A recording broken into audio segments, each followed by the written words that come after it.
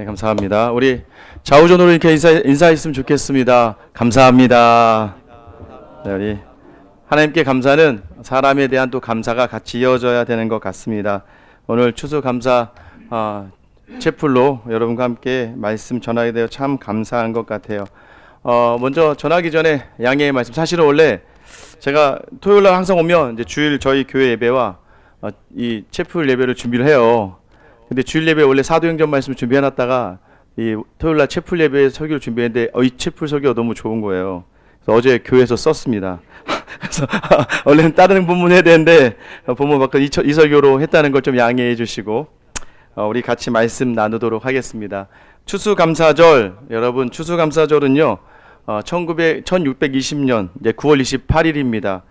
그림 하나 준비했는데 필그림 파더스라고 불리우는 청교도 102명 순례자들, 순교자들, 청교도들의 아버지라고 불리우는 사람들이 종교의 자유, 왜냐하면 이제 성공회라고 하는 국교 안에 너무나 획일화되고 동일시되는 그러한 또 교회 수장이 영국의 국왕입니다. 그러다 보니까 교회 신앙생활을 자유롭게 말씀을 읽거나 찬양하기가 어려웠어요.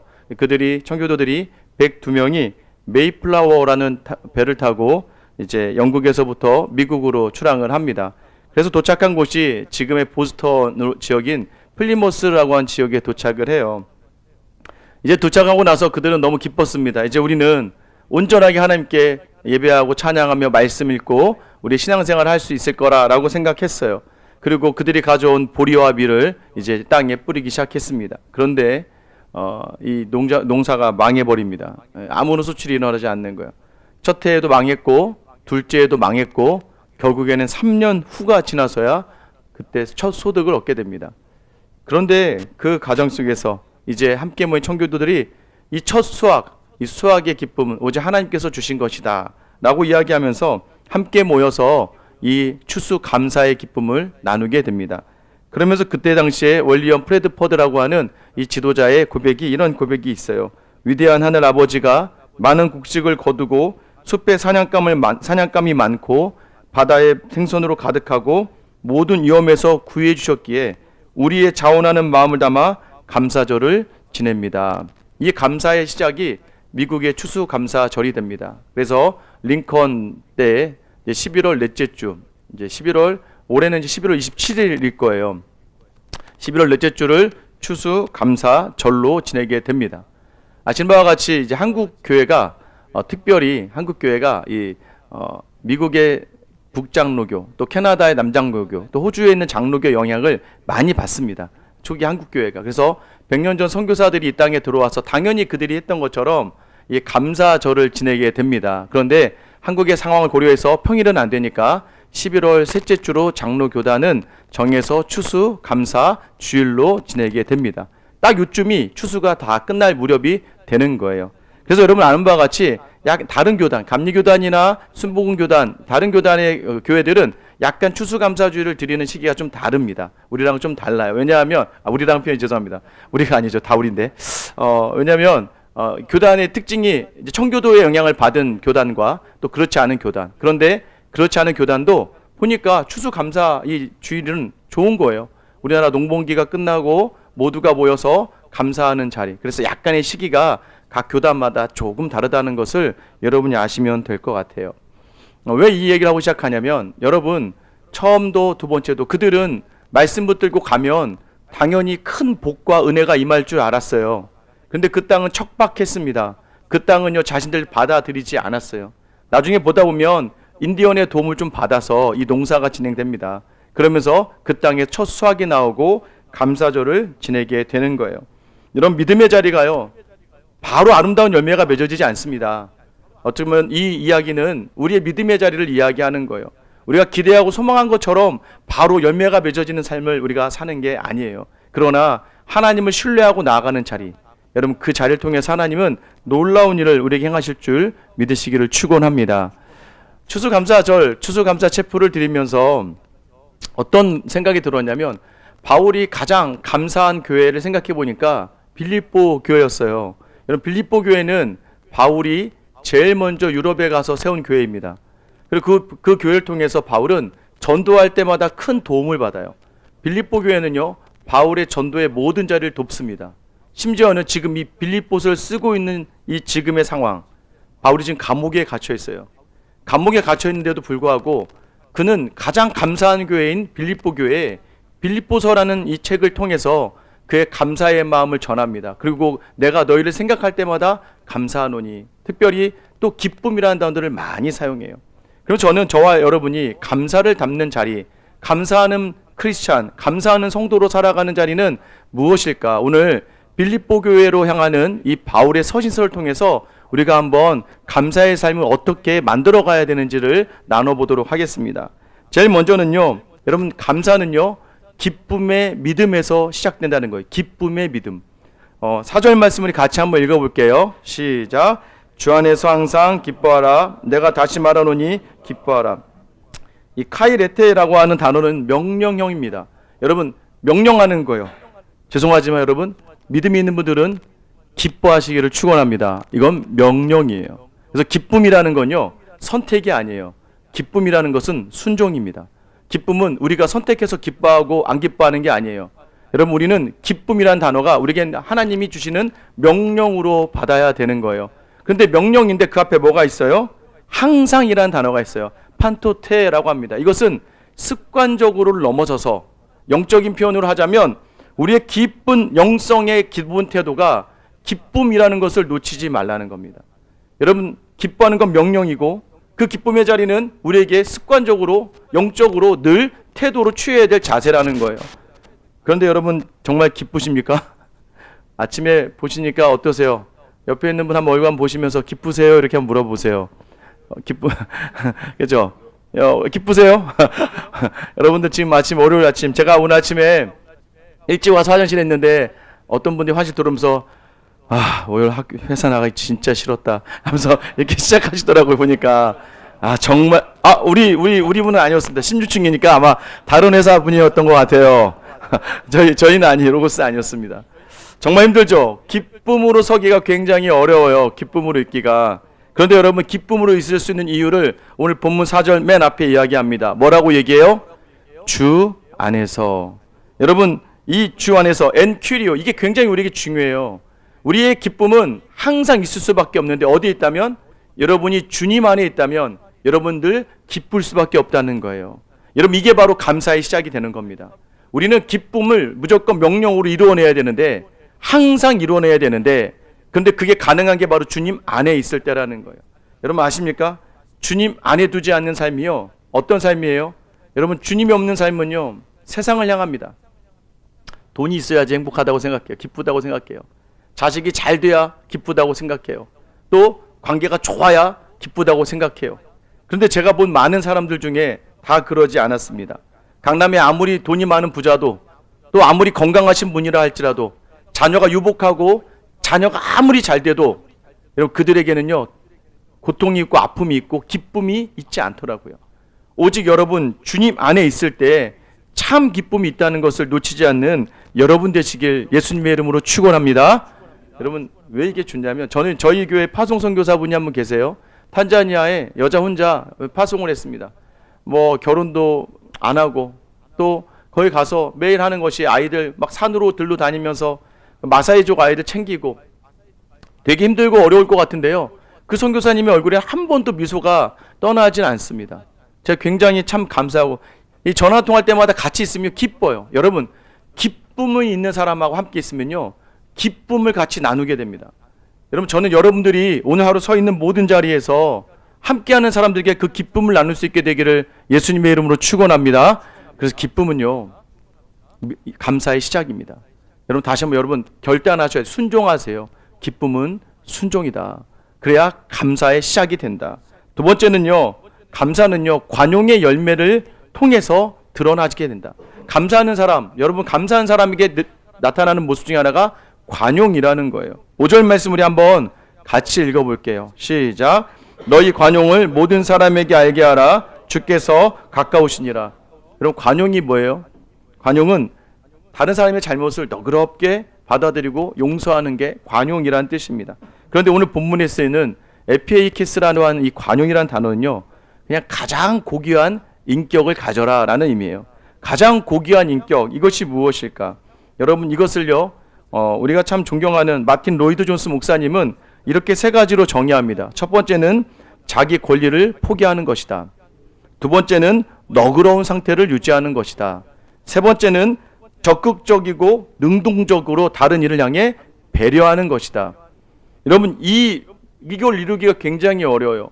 관용은 제일 먼저 자기 권리를 포기해야 됩니다. 여러분 자기 권리를 포기하는 게 관용이라는 거예요. 남에 대해서 좋아요 이렇게 대해주는 게 관용이 아니라 내가 가진 권한을 포기할 수 있는가. 여러분 바울이요 빌립보 교회에서 어떤 일을 벌이냐면 빌립보 도시 안에서 귀신 들린 여종 하나가 자기를 쫓아다녀요. 너무 귀찮게 하는 거예요. 막 하나님의 아들 예수 그리스도를 전하는 자 하면서 막 쫓아다니니까 바울이 그 귀신 들린 여종에게서 귀신을 쫓아냅니다. 근데 그 귀신 들린 여종은 점을 치는 여종이었어요. 그래서 이 점을 쳐서 돈을 벌면 이 여종의 주인이 많았습니다. 그래서 여종의 주인들이 나눠서 수익금을 나눠 갖는 거예요. 근데 이 여종에게서 귀신이 사라져 버렸으니까 더 이상 그 수익을 얻을 수 없잖아요. 그래서 이 주인들이 바울을 때리고 잡아서 감옥에 가둡니다. 여러분 그런데 바울은요 그 자리에서 그 매를 맞지 않을 수 있었고 감옥에 가지 않을 수 있었어요. 왜냐? 바울에게는 로마 시민권이 있었거든요. 여러분들 잘 아시겠지만 당시에 로마 시민권자는요 황제에게 마지막 재판을 받기 전까지는 그 어떤 유해나 가해를 가했어도 안 되고 구금하거나 가두어서도 안 됐습니다. 바울이 만약에 자기를 때려놓은 자들에게 나 로마 시민권자라고 이야기했으면 안 맞을 수 있었어요. 근데 왜 바울은 그 말을 하지 않았을까요? 여러분 지금 그가 하고 있는 일은 복음을 전하고 귀신을 쫓는 일이에요. 이것은 예수 그리스도께서 하신 일이었습니다. 예수님이 하신 모든 일, 배척당하고 배반당하였지만 예수님은 자기의 권한을 쓰지 않으셨어요. 예수님은 언제든지 하늘의 천군천사를 불러서 십자가에서 내려오실 수 있는 능력의 주님이셨습니다. 그런데 하나님의 일을 하는 그 과정에서는 절대 자기의 힘을 쓰지 않았어요. 바울도 마찬가지입니다. 사실 자기는 변호할 수 있었고 나는 이런 어려움을 당하지 않을 수 있는 힘이 있었으나 복음을 전하는 자였기에 자기의 권한을 내려놓는 거예요. 여러분, 여러분의 오늘 이번 한 주의 자리가 여러분의 권리를 내려놓는 관용의 자리가 되기를 예수님의 이름으로 축원합니다. 자기의 권리를 내려놔요. 그 다음에 무엇입니까? 너그러운 상태가 되어야 돼요. 이 너그러운 상태는 뭐냐면 쉽게 속상해하지 마셔야 돼요. 여러분 근데 우리는 자꾸 내 걸 포기하거나 좀 손해를 보면 속상하잖아요. 바울과 실라가 감옥에 갇혔습니다. 여종 고치고 이럴 수가. 그런데 그곳에서 낙심하지 않아요. 쉽게 속상해하지 않습니다. 그곳에서 그 둘이요 찬송을 부르고 기도를 합니다.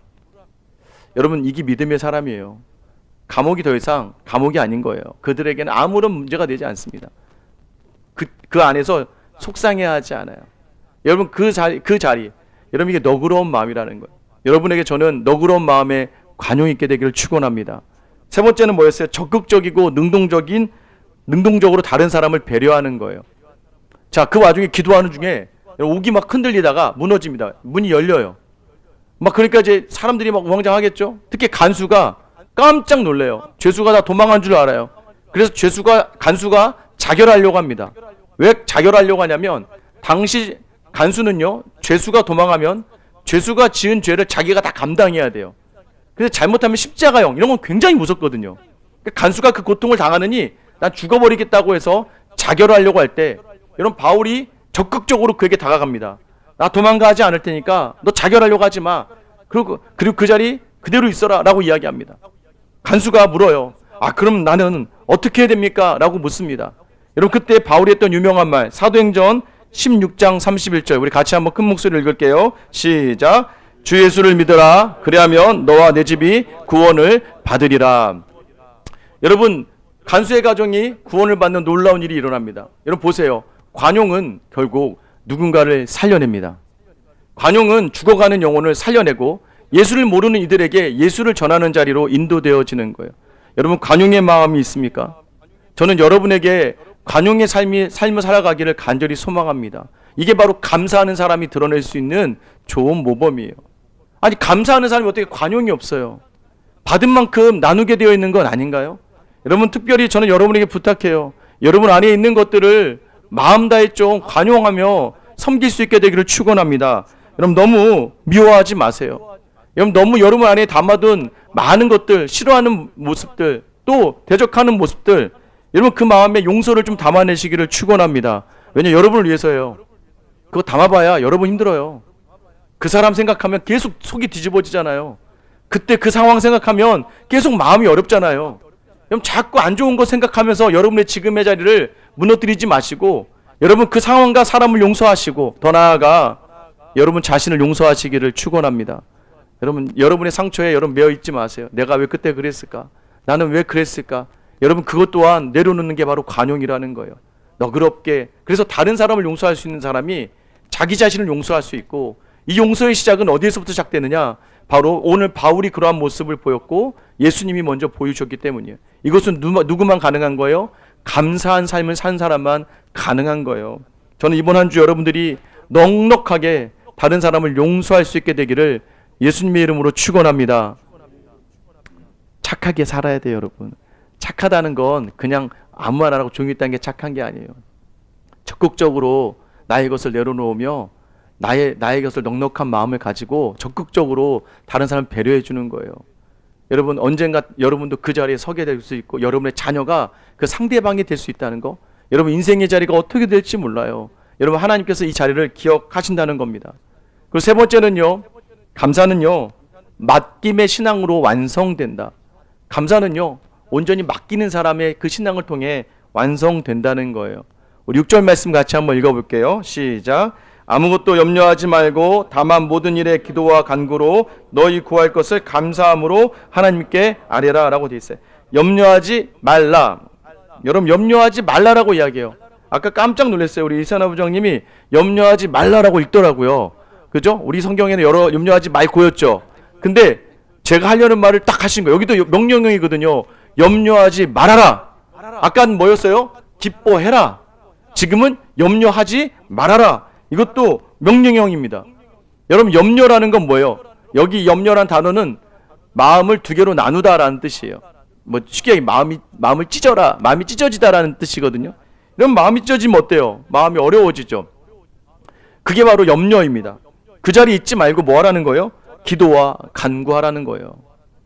마크 트웨인이라고 하는 이 유명인이 이런 얘기를 했습니다. 나는 내 인생의 대부분을 일어나지 않는 일을 걱정하는데 보냈다. 우리가 그렇게 살아요. 일어나지 않을 일을 가지고 염려하며 사는 게 우리란 말이에요. 올해 마지막은 어떻게 될까? 아직 안 끝났잖아요. 이번 한 주는 어떻게 감당해야 되나? 아이들 수능 시험 보고 왔는데 이 아이는 어떻게 해야 되나? 나는 내년에는 어떻게 될까? 여러분 일어나지도 않는 일을 가지고 염려하며 사는 게 인생인데, 여러분 믿음이 없어도요, 믿음이 없는 사람 중에서도 이 염려를 내려놓는 사람의 삶의 태도와 자세는 완전 다릅니다. 하물며 믿음이 있는 여러분들, 여러분의 자리 염려 대신에 뭐하라고 이야기합니까? 기도와 간구로 나아가래요. 여러분 염려는요 마음을 찢습니다. 그러나 기도는요 내 마음에 하나님을 담아요. 하나님과 함께하는 마음이 돼요. 여러분 염려의 자리는 당연히 왜 염려가 돼요? 내 마음대로 안 되니까 염려가 돼요. 여러분 뜻대로 안 되니까 염려가 되죠. 불안하죠. 여러분 근데 그때 기도와 간구하래요. 그럼 어떻게 된다는 거예요? 하나님의 평강을 주신대요. 여기서 말하는 기도라는 건 여러분, 여기서 말하는 이 기도라는 프로슈케라는 단어는 방향을 바꾸는 거예요. 여러분 기도한다는 건 뭘 얘기하는 거냐면, 여러분이 기도한다는 건 자꾸 뭘 구한다는 게 아니에요. 여러분 기도하는 삶은 여러분의 삶의 방향을 바꾼다는 걸 의미하는 거예요. 이전까지는 세상을 쫓아가서 보다 보니까 염려가 돼요. 세상을 기준해서 보니까 염려가 되는 거예요. 근데 여러분 그 방향을 바꾸겠다는 거예요. 이건 뭐냐면 여러분의 시선을 바꾸고 여러분의 가치관을 바꾸겠다는 걸 결단하는 거예요. 여러분 왜 염려가 되는 줄 아세요? 가장 큰 건 여러분이 자꾸 비교하기 때문입니다. 여러분 인생이 힘든 줄 아세요? 비교하기 때문이에요. 여러분 이 자리를 바꾸는 거예요. 또 하나는 뭐예요? 간구하래요. 이 데이시스라고 한 단어는 내용을 담아 일러라는 얘기예요. 일러라. 그러니까 방향을 이쪽을 보다가 돌려서 하나님을 보고, 자 하나님 봤죠? 그 다음부터 막 쏟아내라는 거예요. 막 그냥 그 내용을 담아서 어떤 것이든 다 하나님께 아뢰라는 거예요. 하나님 제가 저 자꾸 괴롭혀요. 하나님 너무 힘들어요. 하나님 너무 외로워요. 하나님 저 지쳤어요. 하나님 저 힘이 없어요. 자꾸 하나님께 그 내용을 구하라는 거예요. 방향을 바꿔서 구하는 자리마다 오늘 하나님께서는 평강 주시겠대요. 여러분 왜 염려를 합니까? 오늘 염려하지 말라는 이유를 베드로 사도는 이렇게 이야기합니다. 베드로전서 5장 7절 8절에 보면 너희 염려를 다 주께 맡기라. 이는 그가 너희를 돌보심이라.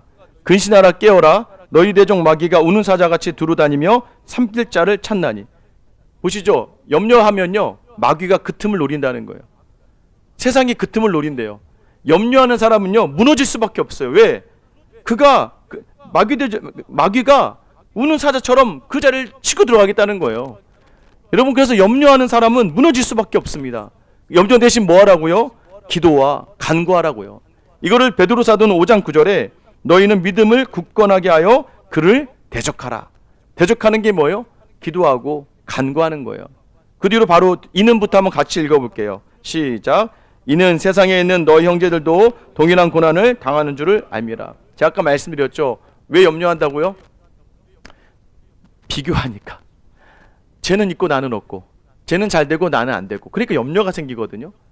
여러분, 우리 수준이 아니에요. 제가 이런 말씀드리면 뭐하지만 몇백억 가지신 분도요 염려하더라고요. 왜 염려한 줄 아세요? 몇천억 가지신 분들 보고 염려하더라고요. 쟤는 몇천억 있는데 나는 몇백억밖에 없거든요. 염려를 하더라고요. 여러분, 염려는 비교하면서부터 나타나는 모습입니다. 여러분, 자꾸 다른 사람과 나를 바라보니까 쟤는 나보다 나은 것 같아. 반대로 얘기할게요. 왜 자꾸 여러분 염려하냐면 나만 어려운 것 같거든요. 나만 힘든 것 같거든요. 나만 이런 일을 당하는 것 같고, 나만 너무 억울하고 나만 너무 분하거든요. 나한테만 이런 상황이 주어졌다고 자꾸 생각하니까 염려로 가득하게 되는 거예요. 근데 베드로 사도는 뭐라고 했어요? 너희가 동일한 고난 당하는 줄 알아라. 여러분, 세상은 다 동일하다는 거예요. 모든 이들에게 동일한 고난이라는 거예요. 여러분, 부러워하지 말라는 거예요. 저 사람 돈이 있어? 분명히 어딘가에 문제가 있어요. 여러분이 알지 못하는 고난은 성경에서 기록하잖아요. 동일한 고난이라고요. 우린 자꾸 비교하다가 무너지고 넘어지고 염려하게 됩니다. 그러나 여러분 기억하시기 바라요. 여러분, 그 염려 대신에 기도와 간구로 나아가기를 축원합니다. 그래서 7절에 보세요. 그리하면 모든 지각에 뛰어난 하나님의 평강이 그리스도 예수 안에서 너희 마음과 생각을 지키시리라. 모든 지각, 모든 지혜를 담으신 하나님의 평강. 그러니까 여러분이 기도하고 간구하면 내 마음에 하나님의 지혜가 들어온다는 거예요. 그래서 우리 마음과 생각을 어떻게 한다? 지킨다. 여기서 지키다라는 단어가요, 군대가 강한 성루에서 지키고 있는 모습을 비유한 단어예요. 여러분, 하나님께서 강한 군대와 성벽으로 우리의 모든 마음과 생각을 지켜주신다는 거예요. 여러분, 기도와 간구의 능력이 바로 이것입니다. 염려하지 않고 기도하면, 염려하지 않고 간구하고 나아가면 하나님이 지켜주신다. 저는 이 일을 어디서 많이 보냐면 제가 여태까지 사역했던 교회에 많은 성도님들이 우리가 제일 많이 고민하는 게 자녀 문제죠. 자녀 내 뜻대로 안 되니까. 근데 간혹 가다가 저는 못하는데 하나님께 맡기고 내어드리는 그런 분들을 보게 됩니다. 그런데 너무 놀라운 건요, 그 자녀가 결국에는 원위치뿐만 아니라 더 정상적인 자리에 서게 되더라고요. 참 신기하다. 나는 좀 못했는데 저분들은 저게 가능하네. 그게 뭐예요? 그게 맡기는 거예요. 여러분, 맡기는 거와 포기의 중간에 뭐가 있다고요? 기도가 있습니다. 여러분, 포기하는 사람은요 내려놓고 기도도 안 해. 그럼 포기한 거예요.